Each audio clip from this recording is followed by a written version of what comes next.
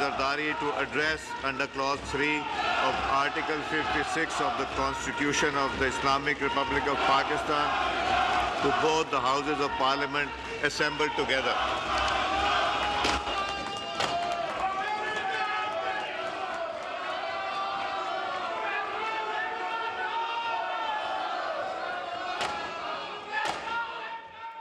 Bismillahir-Rahmanir-Rahim. Chairman Senate, Sayyid Yusuf Raza Gilani. Speaker National Assembly, Sardar Ayaz Sadiq. Prime Minister of Pakistan, Muhammad Shahbaz Sharif. Members of the Parliament, distinguished guests, ladies and gentlemen, Assalamu alaikum.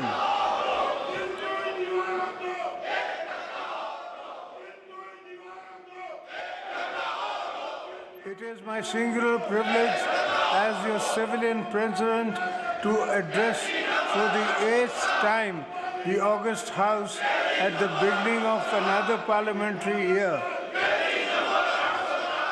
This moment marks not only the continuation of our democratic journey, but also provides us with an opportunity to review our progress and reaffirm our commitment to building a better future for Pakistan.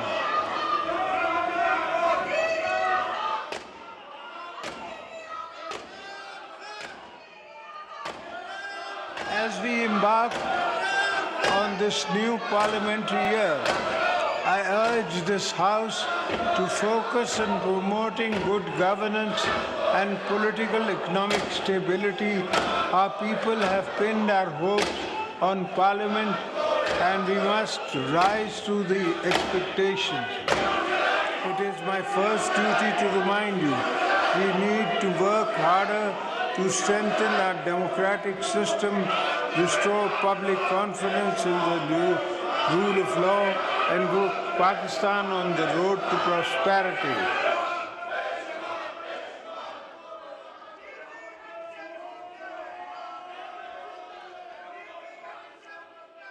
I would like to appreciate the government's efforts putting the country on a positive path to economic growth. Our foreign exchange reserves have witnessed a surge.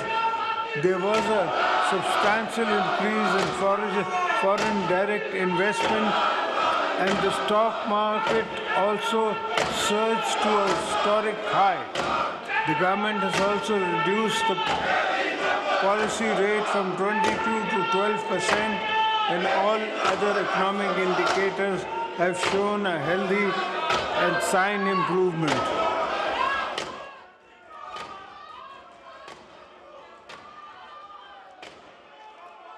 Honorable members, you are aware the population dynamics of our country have changed.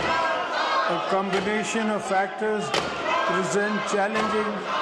We must address the high rate of our population growth along with strategic drift in our administrative machinery has increased governance issues manifold.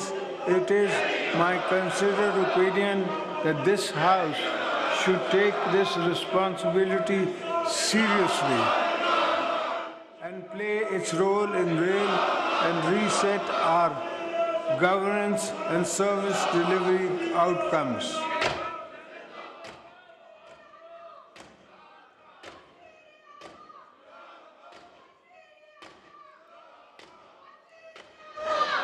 As far as the government is concerned, ministries need to redefine their vision and objectives and understand that pressing issues faced by the people of Pakistan have to be resolved within a certain time frame.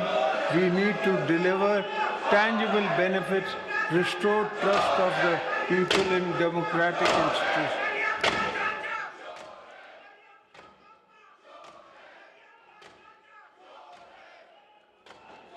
Democracy needs and give and take.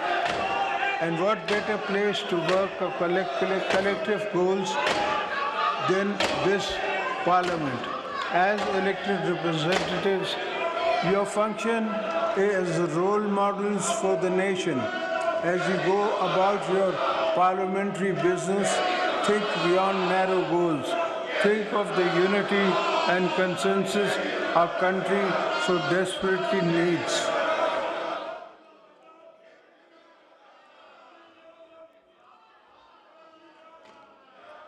I would urge all you to empower our people, make decisions of national importance with consensus, encourage domestic, international investment for economic growth and job creation, foster social economic justice and ensure fairness and transparency in our system.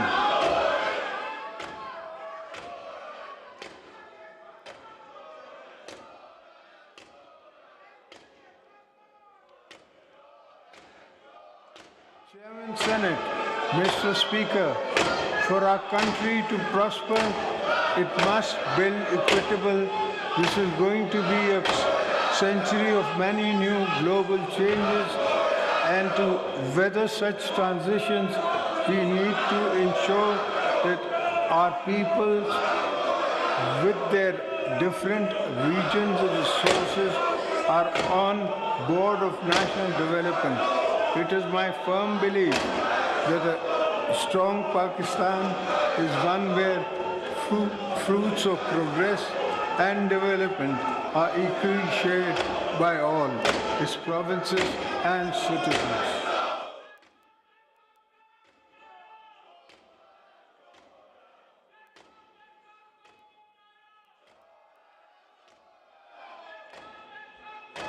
We should work actively to promote inclusive and uniform development, ensuring no province, no district, and no village is left behind. The House should ensure development is not limited to a few select areas, but reaches every nook and corner of the country. The ignored and neglected areas demand urgent attention from the federal government.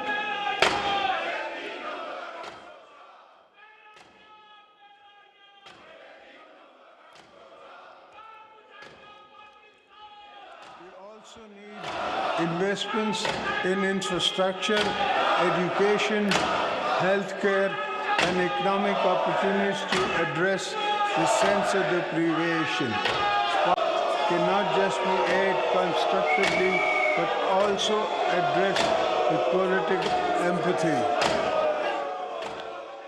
By the executive branch, that is the test of real statecraft.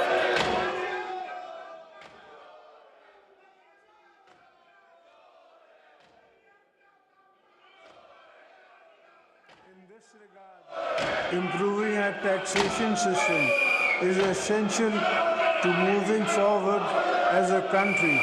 We must reform and expand our tax net, not overburdening those who already contribute, but by ensuring that every eligible taxpayer participates in nation building.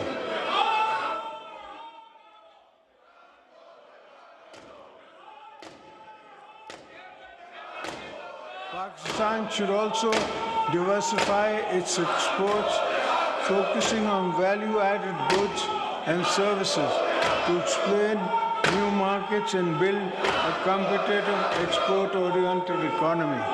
We need to make our IT industry a key driver of economic growth. We should focus on building digital and information highways, investing in IT parks, enhancing internet accessibility and speed, and supporting the growth of our technology-driven economy.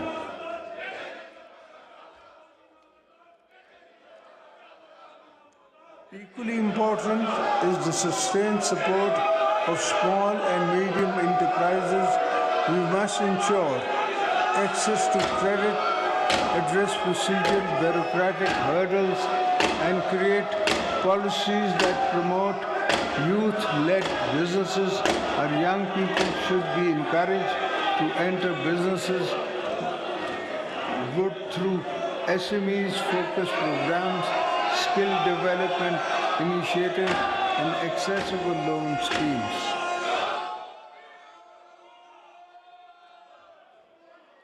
In order to achieve these objectives, I would like to urge the House to play its role to increase the ease on doing business.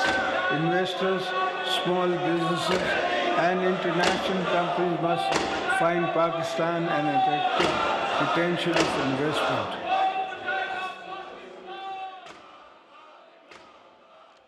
Honorable members, today the common man, the laborers, and the salaried class are facing serious economic hardships. Our citizens are burdened by inflation, high prices of essential items, and rising energy costs.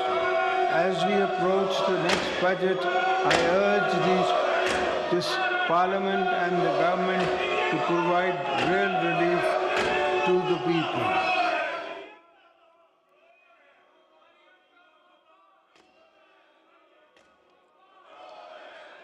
The government should take measures to forthcome budgets to increase salaries, pension, reduce income taxes on salary class, lower energy costs, which would help reduce financial burden on them.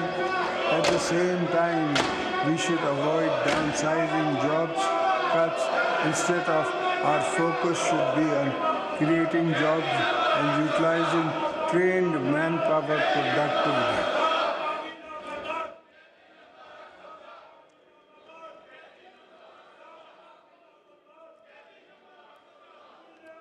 Ladies and gentlemen, women constitute almost 50% of the country's population, but they are underrepresented in every aspect of life. It is essential to empower them for enhancing their representation in various sectors.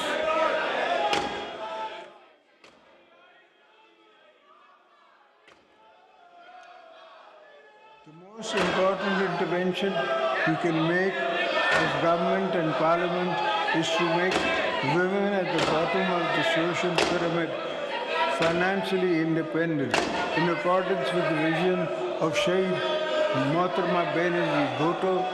The Benazir Income Support Program (BISP) remains a crucial lifeline of millions of families. Its reach must be expanded and cash transfers should be further enhanced.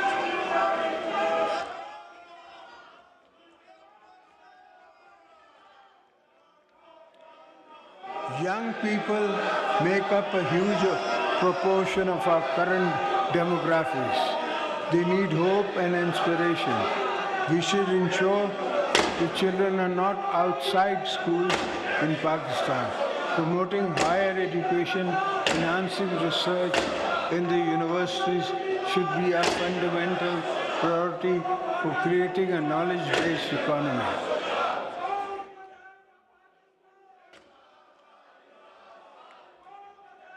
I urge the federal and provincial governments to increase the allocation for education sector in the upcoming budget on micro level and to also provide more opportunities through scholarships and financial assistance programs.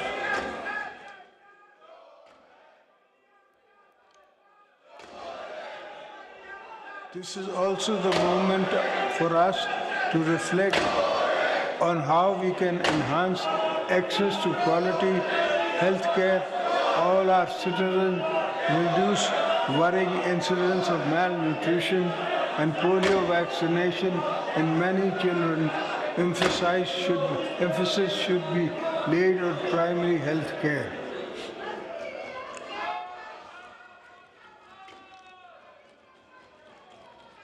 Respectable parliamentarians, I believe that domestic and regional conservative is a fundamental to prosperous Pakistan.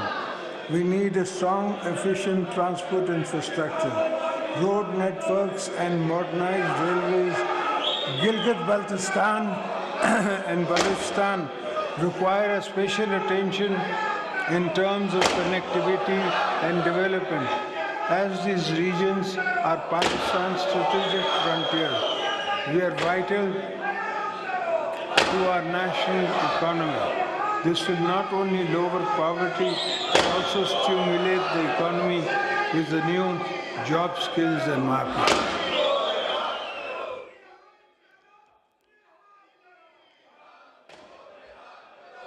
The China-Pakistan Economic Corridor, CPEC, and Gwadar Port remain central to our vision of connectivity.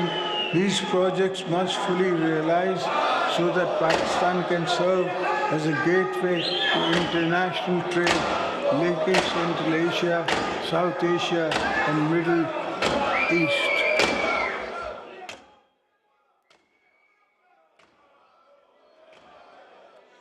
At this point, I would like to take this opportunity to urge the federal and provincial governments to strengthen agriculture sector, ensure sustainable water management, bring coordination and agencies to the urgent task of managing the growing threats of climate change.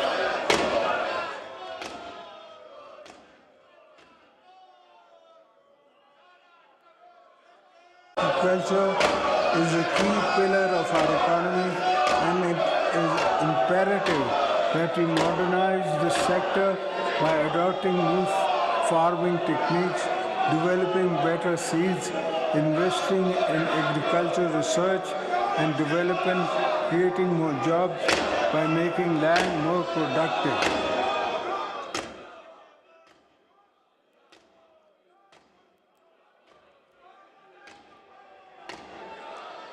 In order to improve our productivity, increase livestock yield, and expand food exports, our farmers must be equipped with modern tools. We must aim for stability and self-sufficiency in food production. We need to focus on greater water availability and its efficient use. We must work towards innovative solutions such as bringing water from Tajikistan to Balochistan, upgrading irrigation systems, and utilizing new technologies to conserve and distribute water.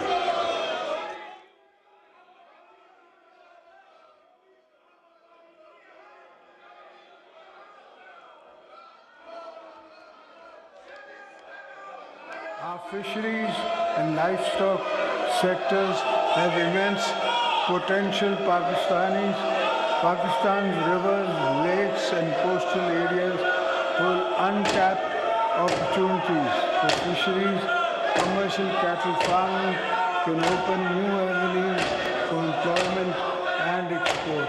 I urge the government to play its role in providing incentives, training, and support to our youth to make this industry a vital part of our economic future. I would like to urge the government to seek greater cooperation and exchange with China in this regard.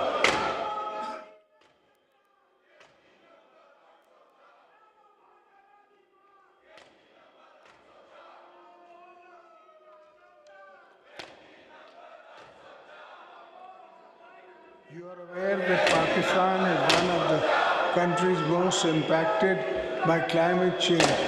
We should focus on restoring biodiversity, adaptive strategies on the food and water security nexus, and preservation of the economic system.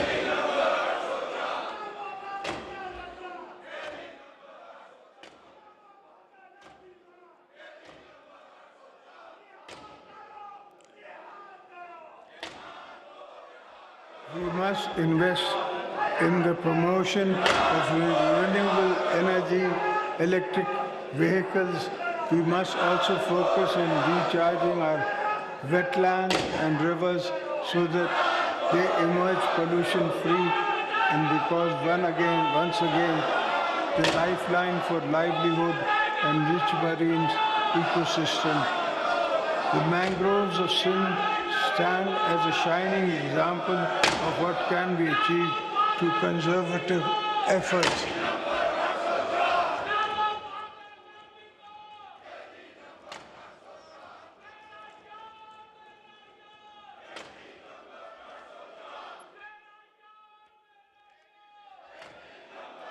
I'm glad to share that in Sindh we have planted 2 billion mangroves, which have also earned Sindh government a substantial finance through carbon credits. We should replicate this model protectively and benefit it from the international carbon credit market.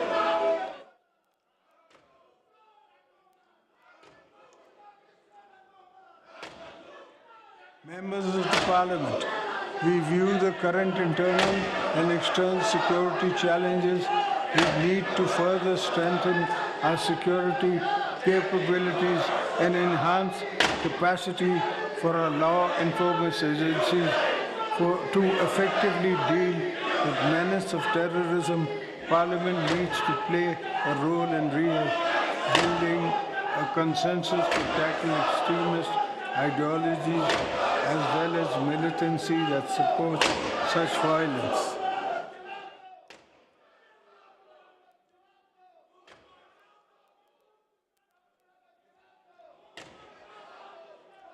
We are all aware of the external support and funding the terrorists are getting today, causing human and financial losses to the nation.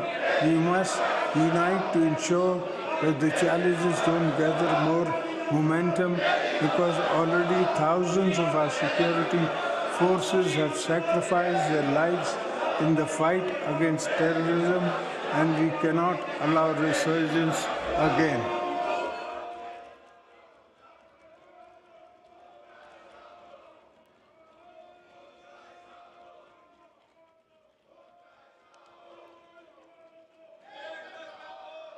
I want to assure you that we are committed to eradication of the menace with the support of the nation and the brave armed forces. Successful intelligence-based operations have led to dismantling of terrorist networks to destabilize our nation.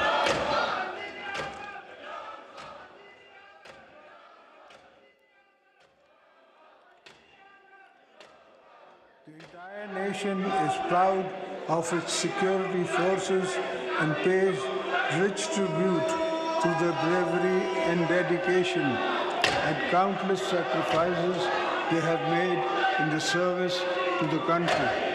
At the same time, we should not forget that militancy finds roots in deprivation and inequity. So we must focus on the development and regions most affected by terrorism and create employment.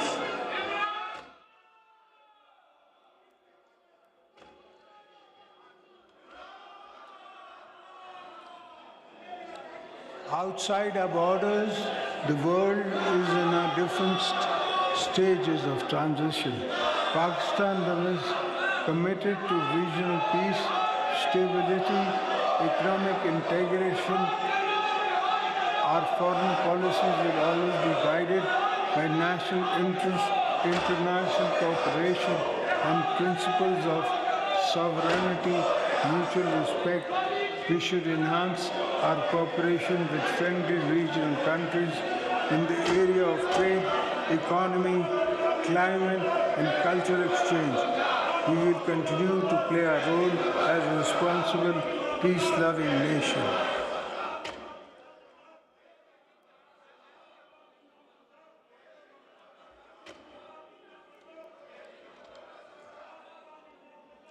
Our time-tested relationship with China remains a cornerstone to our diplomacy. We will continue to further strengthen economic and strategic ties with Beijing. We will further cement our all-weather strategy, One China policy. During my recent visit to China, I had a fruitful discussions with Chinese leadership while inviting them to make more investment in CPEC to improve regional and economic integration.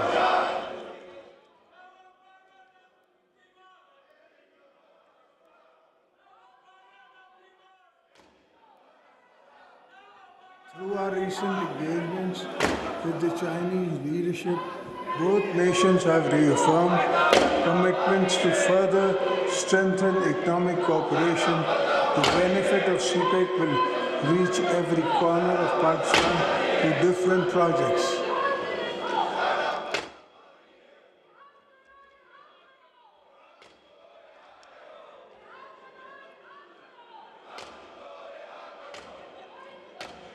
We deeply appreciate the support of our trusted friend, Saudi Arabia, the United Arab Emirates, Turkey, and others who have stood by us in times of economic challenges. We are committed to further strengthening and long-standing historic, cultural, and economic ties with the friendly nations of the Gulf and Central Asia, as well as the European Union, the United Kingdom, and the United States of America.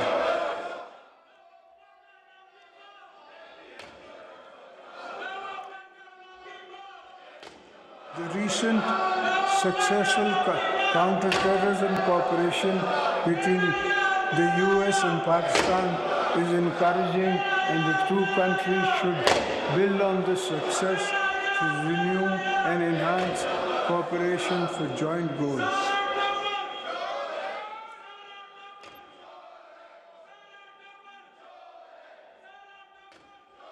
Honorable members, the plight of two of our brothers and sisters in Indian illegal occupied Jammu and Kashmir remains of great concern for the entire nation. The people of Kashmir have been suffering for decades under unjust occupation, oppression, and brutal human rights violation. By the success of Indian regimes, Pakistan will always stand by them in their struggle of self-determination.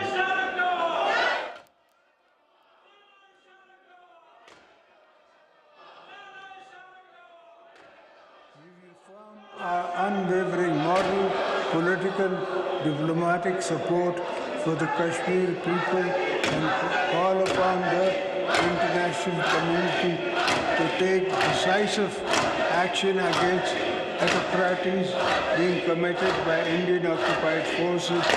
The voice of oppression will not be silenced. Pakistan will continue to raise this issue at every international forum.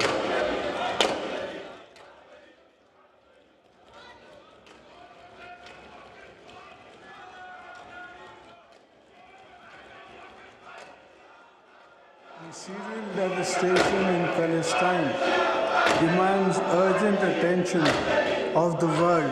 The Palestinian people continue to endure violence, displacement, ethnic cleansing, and oppression at the hands of Israel's security forces.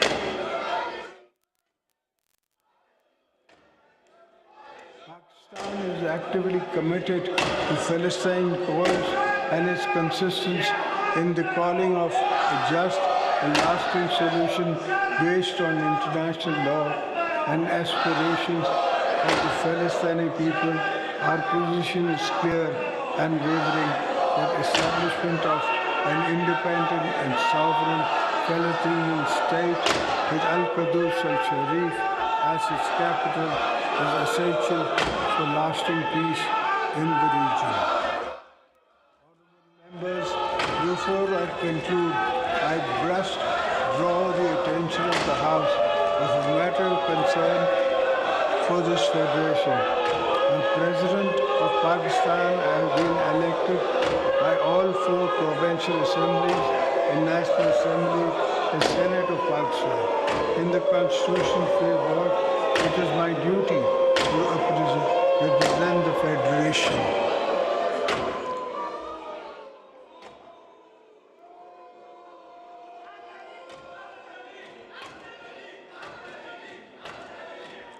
The most challenging circumstances when my wife Shaheed Mohtama Benazir Bhutto was assassinated, I was the one who chanted Pakistan Khape. For me, Pakistan always comes first.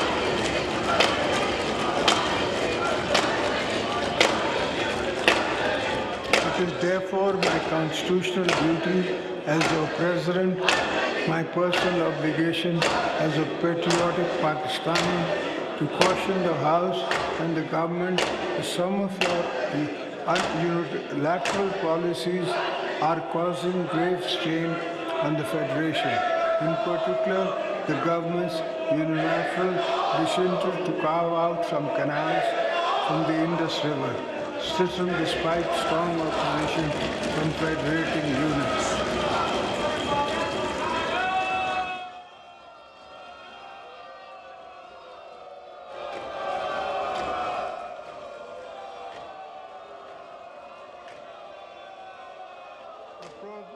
That I, as your president, cannot support. I urge this government to abandon this correct first proposal and work together with the stakeholders to come up with a viable, sustainable solution based on unanimous consensus among the federating units.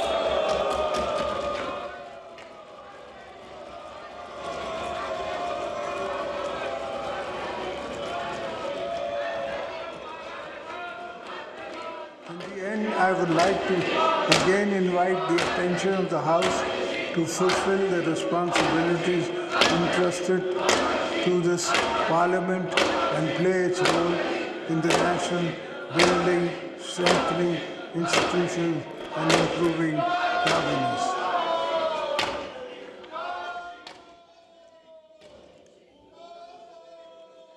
Let us put national interests supreme. Set aside personal and political differences. Let us work together to revive our economy, strengthen our democracy, and uphold the rule of law. Let us strive to build a Pakistan that is just, prosperous, and inclusive. Make the best use of this parliamentary year. Thank you. Pakistan, Zindabad.